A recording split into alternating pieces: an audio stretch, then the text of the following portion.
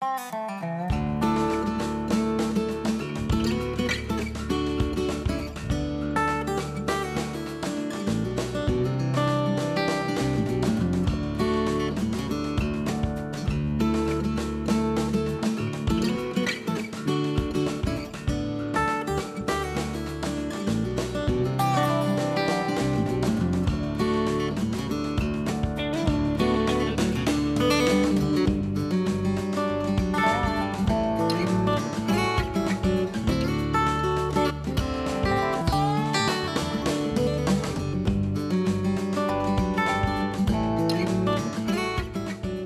kind of fell into this.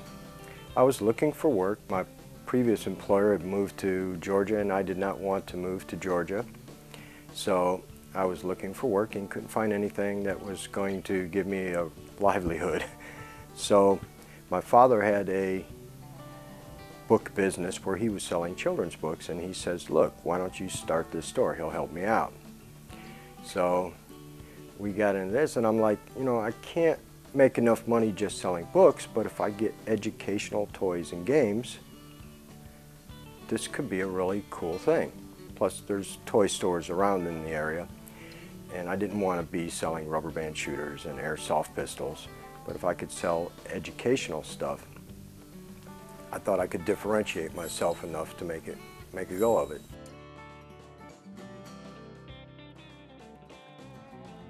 This is the first place, yeah.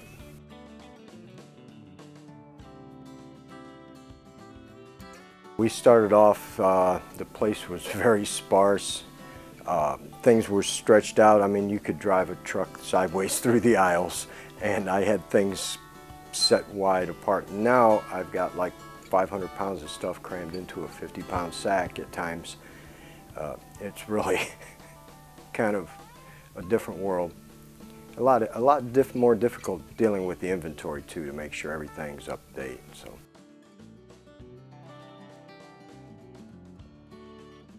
There's a few different reactions. The main one that I get a lot is people come in, and I'm in the hammock shops, and most people, even locals, think of this as a place where you'll find touristy stuff, t-shirts and, you know, headbands and stuff. And when they come in here, their first reaction is, oh, this isn't what we expected at all. And then they walk around, and I like it to be a light, a loose, friendly atmosphere. There's things out that children can play with, there's things out the adults can play with, and if they ask questions about something, I know what that thing is. I can pull it out, show them how it works, tell them how it works, because I agonize over everything prior to bringing it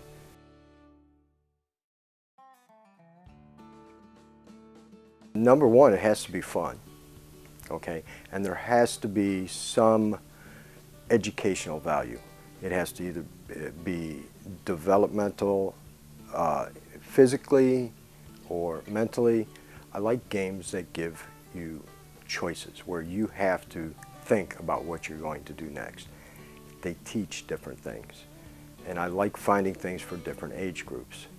So they can grow into a gaming culture where they can learn to become thinkers by playing.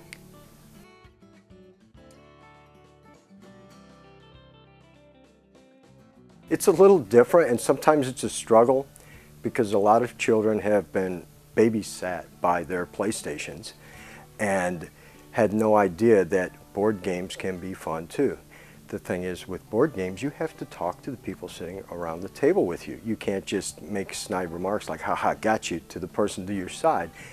You have to actually converse and communicate and maybe bargain with them, which an AI in a game is going to be a little different. So sometimes I have to break through that. Once I find a game, that's why I like talking to the child first. What do you like to play? What do you like to do? I'm familiar with a lot of the video games, even though I don't play them as much as many. I can try to find games that will fit similar to a certain type of gaming that they're doing, or certain type of activity, some interest that they have, or a need that they have, to develop on that, or grow something that they enjoy doing, or lack.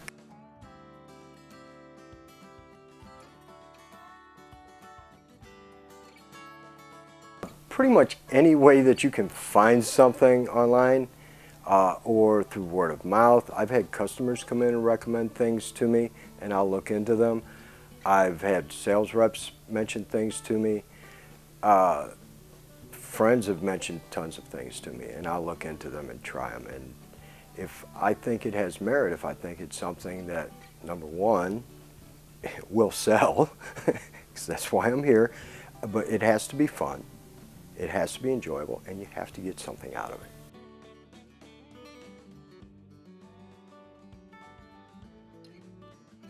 There's a wide range. I have some 20-somethings that'll come in here and get this game or that game, or I'll special order something for them.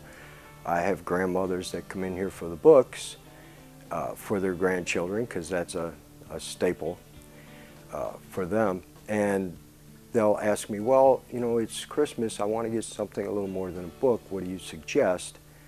And I'll start talking to them about their grandchildren, and we'll find something that works for the different ages that they have.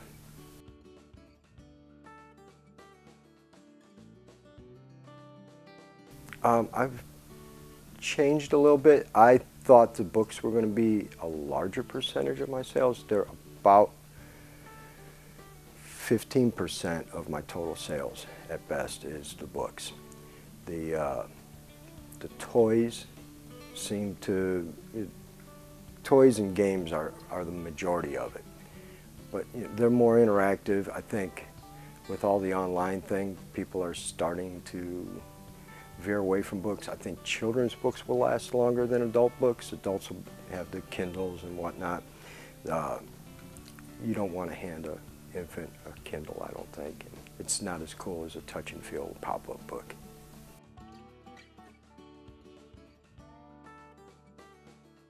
Number one, the My Little Sandboxes.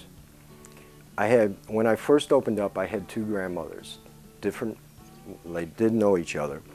One came in and suggested this thing called My Little Sandbox. It's so cute, it's a little sandbox and it's got toys in it, and they just sit there and they play in it. And I'm like, okay. She says, oh, they're very cool, you've got to get them in. I need this one or that one. She says, she got one in Charleston or Charlotte somewhere. So I look into them and they're $32.95 for this thing, and I'm like, okay, I'm a guy. I'm thinking $32.95, it's a box of sand that's going to come into the house and be given to a child. I didn't see a good idea there anywhere, okay? So I just kind of like nixed the idea and didn't go anywhere. The second grandmother, now mind you, both of these ladies have like 7, 8 grandchildren, and they're in here for every birthday. They're telling everybody, oh, you got to go to the Freckled Frog. It's this wonderful place. It's got all these different kinds of toys and this and that. So they're really, at a time when I'm not advertising at all, they're my word of mouth advertising, which you got to live and die by. The second one comes in and she mentions the same thing. I said, yeah, I just looked into those. I said, but man, they're $32.95. She goes, oh yeah, they're pricey, but the kids really love them. They really do. You really got to get them in, Frank. I'm like, I'll look at it again. She goes, promise me? Okay, I will. I'll look at it again. So I went ahead and I got the minimum amount of the sandboxes and a bunch of other things. They had little portable pocket chess and checker sets and all these. I still have some of those. This is 4 years later. I went through so many of these sandboxes, it's unbelievable. And I started with 2 different ones. I have like 9 of them when I have them all in here now. And it still baffles me. It's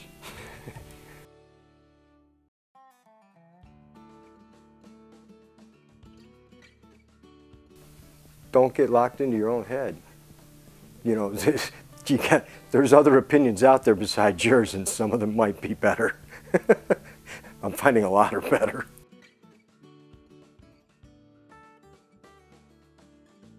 Make sure you treat every customer, whether they're coming in spending 50 cents or $50 or $500, treat them the same, treat them right, because we're in a small community. Everybody knows everybody. You might come in with $5 looking for something small, but your sister might be right out there waiting to come in, looking to buy birthday gifts for 6 kids. And if I act snotty with you or act like, well, I don't have time to deal with you because you only have $5, you're going to tell your sister, man, don't bother with that guy. Because if that's my attitude, then I'm not in it for the right reasons.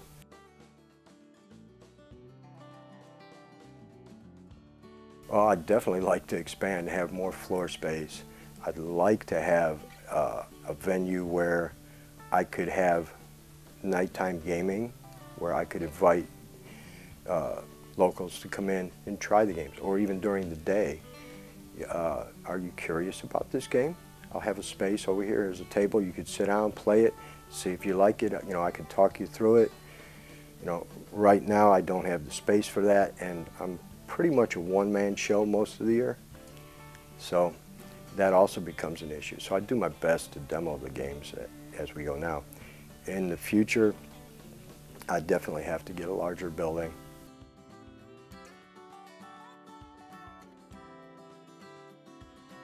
Yeah, actually, I found out through Facebook, I believe it was, that they were doing some gaming. I have a friend up in Myrtle Beach, and we play games together, and he was going to the library. They're having a game night in the library right here in Pawleys Island, and I'm like, oh, this sounds cool. Let's go check this out. So we go over there, and that's where I met Donald, and we sat and we played some different types of board games. You know, it's not Monopoly and not Parcheesi. These are cool games. Then it became an issue where everybody's competing to show me new things. I says, wow, this is like really cool research for the store. So it became, you know, a thing where I hung the signs up in the store and promoted it to people in the community. Tried to get as much of a following to get them over there because it's a neat service that the library provides. Gaming has a good value in the family and in the development of children and in the maintenance of our mental health as we age. You can see the difference if you speak to a child who is 13 that has been playing good board games for 4, 5, 6 years, and you speak to a child who's only played PlayStation for that time period, you can see the difference. The child that's been playing the board game has a better ability to adapt to strategies and tactics and whatnot. And that's something that can carry on into life. If you're capable of doing that in a game situation, you're familiar with it when you're dealing with that in the real world. And that's kind of part of the, I'm not quite sure how to get that big of a message through to customers when they come in. I'm just trying to make sure they understand this is good for your child. I think this will be good. Bring the child in, we'll have them sit and play with it.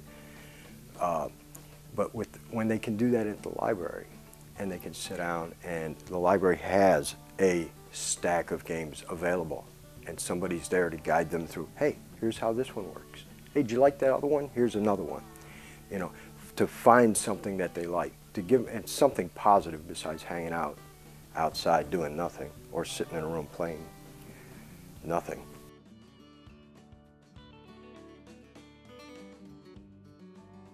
That's funny. When we were coming up with names for the store, I'm writing a list of all these, just kind of brainstorming, and every now and then I'm writing them down, jotting them in my phone, and I've got a list. A friend came up with the Freckled frog, a friend of my father's actually, and I didn't like the name, but I put it on the list. And then as I started weeding out the names, I had things like Smart Kids, you know, Snappy Brains and all this kind of stuff. Something to indicate what's going on inside the store is what I'm going. But the names were kind of, they just didn't seem as, like they had enough of a bite, it didn't seem fun.